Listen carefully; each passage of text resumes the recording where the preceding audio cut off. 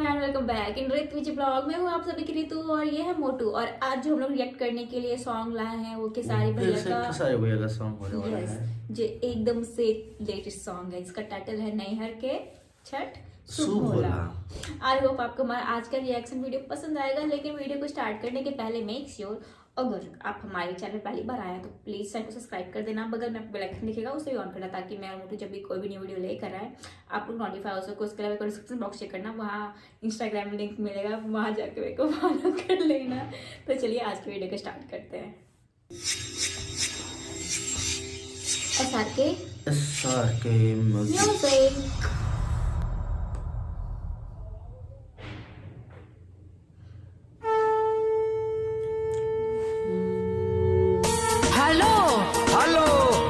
छठ होई कि ना होई?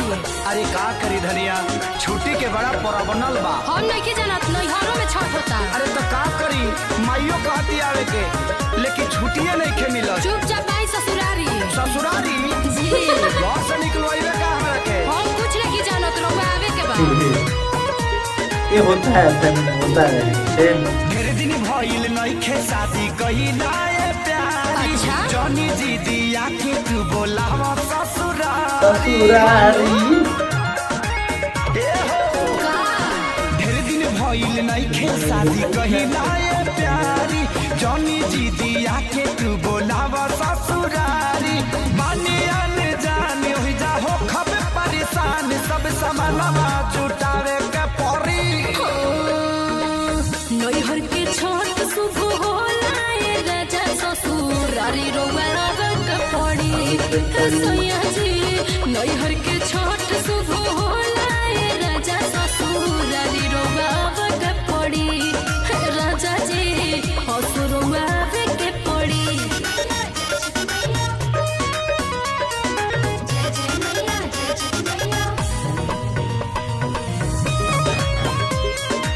म्यूजिक बाय रवि। ये हर फैमिली वालों का काम है।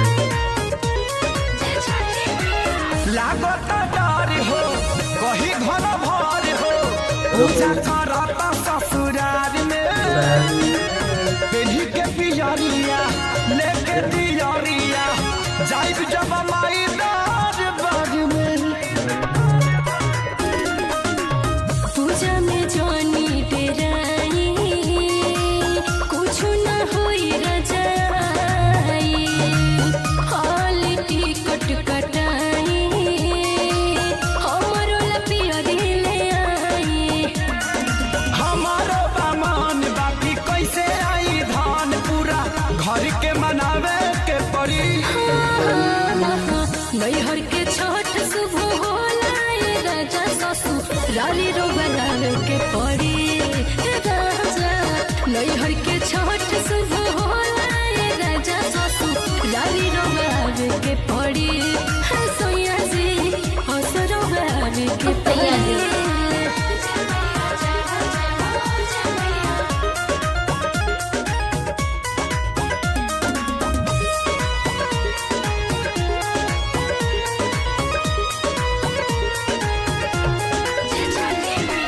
हो खजानी दुखिया कोसी खाती उखिया धनिया ममई बजरिया से करो जानी ऐसा भेजा तनी पैसा तहारा देवना खेसरिया से।